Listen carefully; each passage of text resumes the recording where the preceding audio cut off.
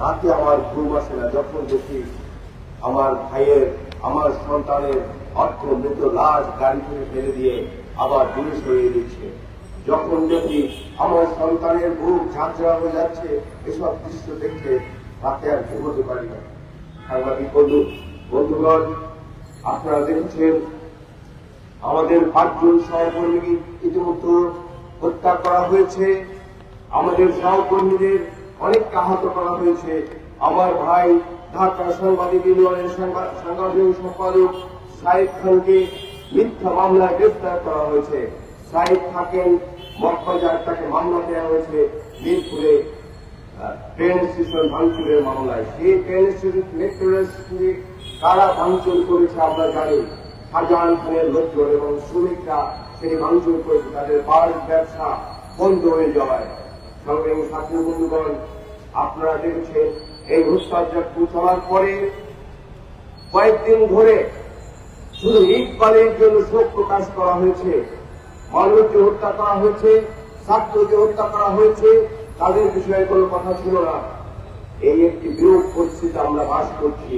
এই জন্য আমাদের পুরুষেরা এনে স্বাধীন করেনি। আমি একটি কথা বলে শেষ করব। আমি এই সমাবেশে অনেক আগে একবার বলেছিলাম, আমার বন্ধুরা অনেকে হাসাহাসি করেছিলেন। এই স্বৈরাচাররা পালিয়ে যাওয়া শুরু করেছে, অনেকে গেছে। কেউ যাতে পালিয়ে না যেতে পারে, এয়ারপোর্ট ছাত্র জনতা মিলে গ্রাউ করে রাখতে হবে। বাংলাদেশের মানুষের সাথে তারা অনেক অন্যায় করেছে। এই 56,000 বর্গ মাইলকে তারা বদ্ধভূমিতে পরিণত করেছে। এর বিচার বাংলাদেশের মাটিতে হতে হবে। আপনাদের সবাই ধন্যবাদ।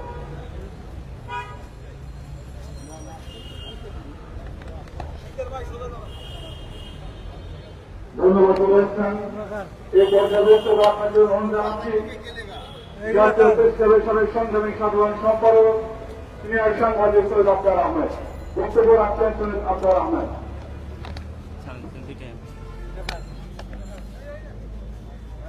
বিসমিল্লাহির রহমানির রহিম। সাংবাদিকের হত্যা, নির্যাতন এবং ছাত্রদের আন্দোলনের প্রতি সংহতি প্রকাশ করে বাংলাদেশ ফেডারেল সাংবাদিক ইউনিয়ন বিএফইউজি ও ঢাকা সাংবাদিক ইউনিয়ন বিইউজি আয়োজিত আজকের এই প্রতিবাদ বিক্ষোভে সংগ্রামী সভাপতি, উপস্থিত সাংবাদিক নেতৃবৃন্দ এবং শ্রুতিমণ্ডলী, শেখ হাসিনা আপনাকে বলছি, আপনি ঢাকা শহরের দেয়াল লিখন করুন। বিকারুন্ডা হাই স্কুলের উপরবর্তী ছাত্রছাত্রীরা কি লিখেছে আপনি পড়ুন। তারা লিখেছে আপনি আর রাজনৈতিক নেত্রী নন, আপনি আজ খুনি হাসিনায় পরিণত হয়েছে। আপনার হাত আজ ছাত্রদের রক্তে রঞ্জিত। আপনি একটির পর একটি গণহত্যা চালিয়েছেন এই দেশে গত 15 বছরে। আপনি ক্ষমতায় এসে বিডিআর হত্যা করেছেন। বিডিআর বিদ্রোহ করিয়ে 57 জন দেশপ্রেমিক সেনা কর্মকর্তাকে আপনি হত্যা করে হাত নিয়েছেন। আপনি শাপলা চত্বরে গণহত্যা চালিয়ে এদেশের আলেম ওলামার রক্তে আপনার হাত রঞ্জিত করেছেন। সর্বশেষ আপনি আমাদের সন্তানদের গায়ে হাত দিয়েছেন, তাদেরকে হত্যা করেছেন। আজ 300 থেকে 400 লোককে আপনি পাখির মতো গুলি করে মেরেছেন। আপনারা এক মুহূর্ত ক্ষমতা থাকার অধিকার নেই। আপনি অবিলম্বে পদত্যাগ করুন।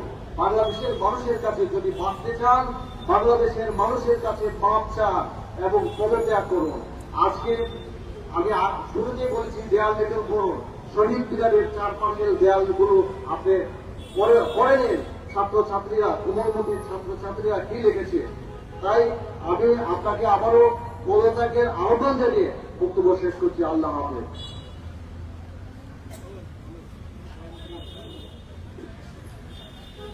ধন্যবাদ সৈয়দ আফতার আহমেদ।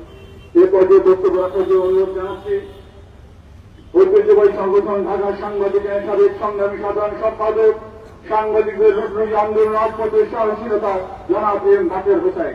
বক্তব্য রাখছেন জনাব এম জাকির হোসেন। বিসমিল্লাহির রহমানির রহিম।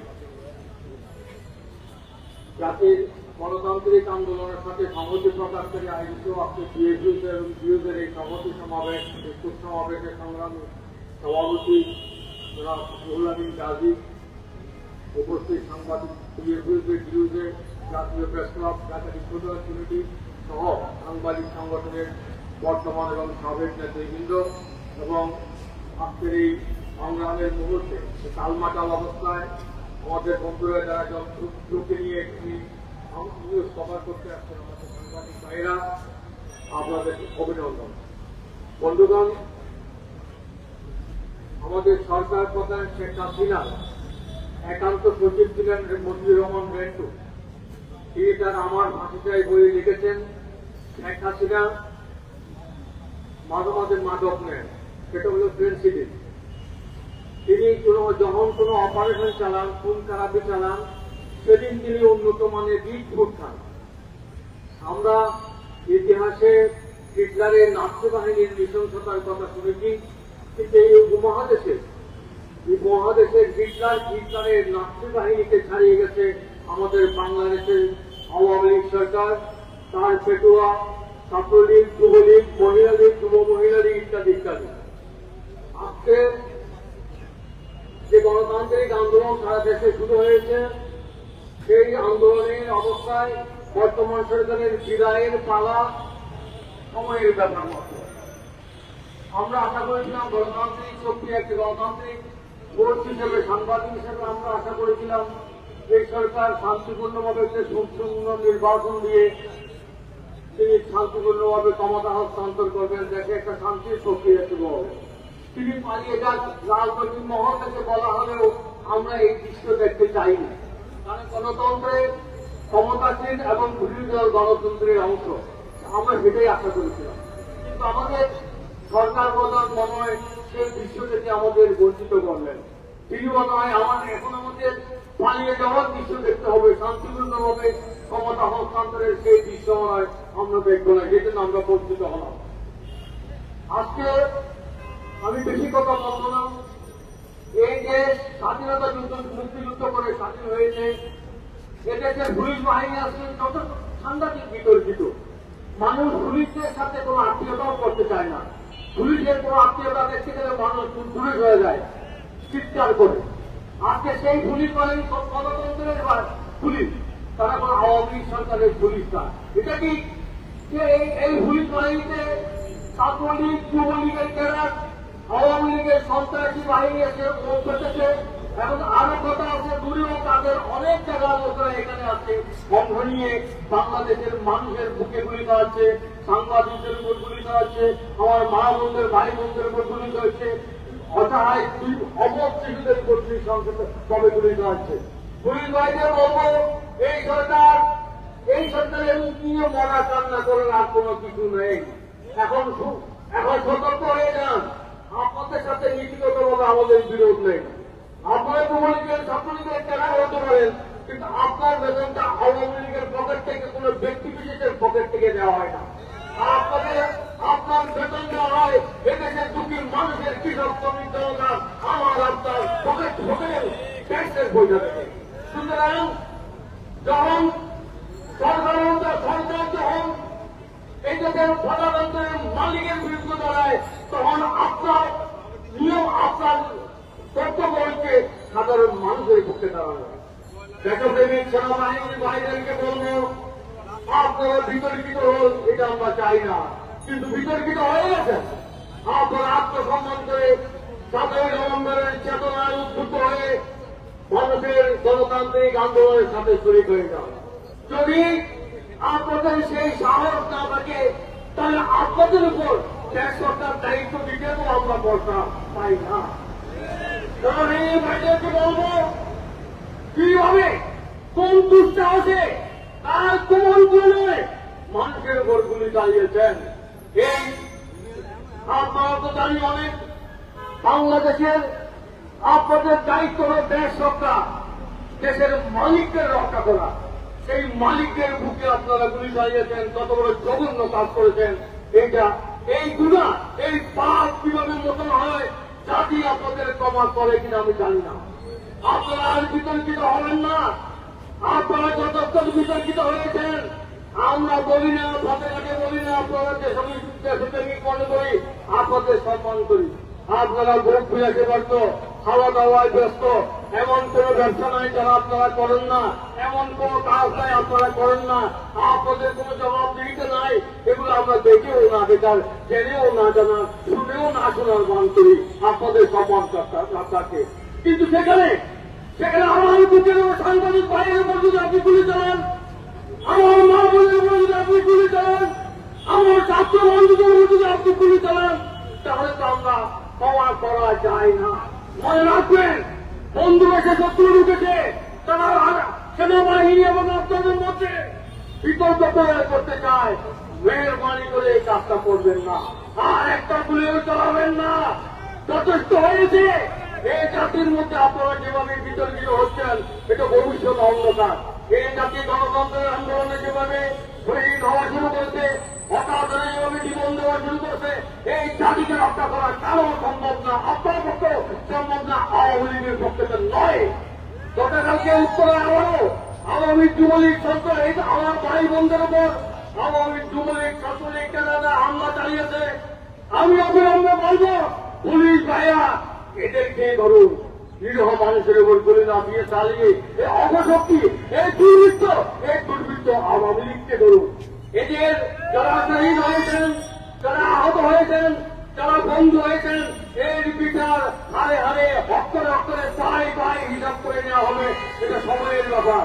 এই অবস্থায় যে পুলিশ ভাইরা, সেনাবাহিনীর ভাইরা, বিডিও ভাইরা করেছেন, যদি এই মুহূর্তে হলো সমাজ তত্ত্ববেলা করে যদি মানুষের কাতারে সামিল না হন, তাই জাতি আপনাদের ক্ষমা করবে না, বেতন আপনাদের আজকে দেওয়া হবে না।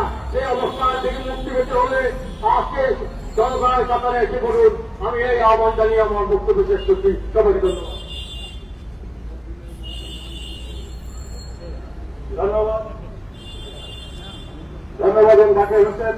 প্রিয় উপস্থিতি, সারা দেশে ফ্যাসিবাদ তার ক্ষমতা কুক্ষিগত করার জন্য নির্বিচার করে হত্যা গণতন্ত্রকে শুরু করেছে।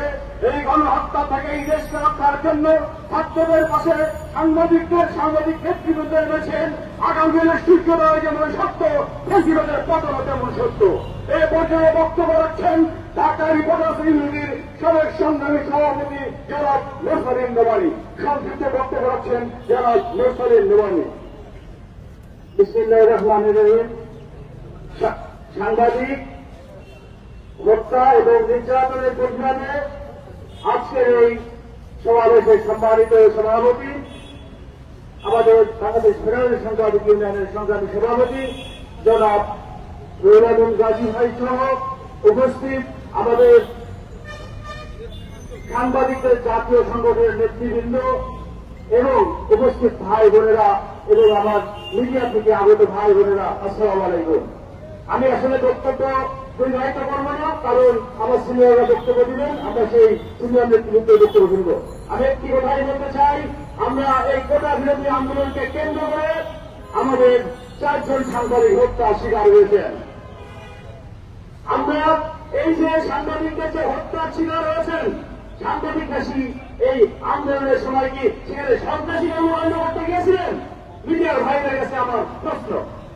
আমরা সেখানে পেশাগত দায়িত্ব পালন করতে গিয়েছিলাম, কিন্তু আমাদের সেখানে সাংবাদিকদের 4 জন সাংবাদিককে হত্যা করা হয়েছে। বন্ধুরা জানেন, ঢাকা সাংবাদিক ইউনিয়নের সাংগঠনিক সম্পাদক আমাদের সাইদ খানকে একটি ভুয়া মামলায় গ্রেপ্তার থেকে তাকে হয়রানি এবং নির্যাতন করা হচ্ছে।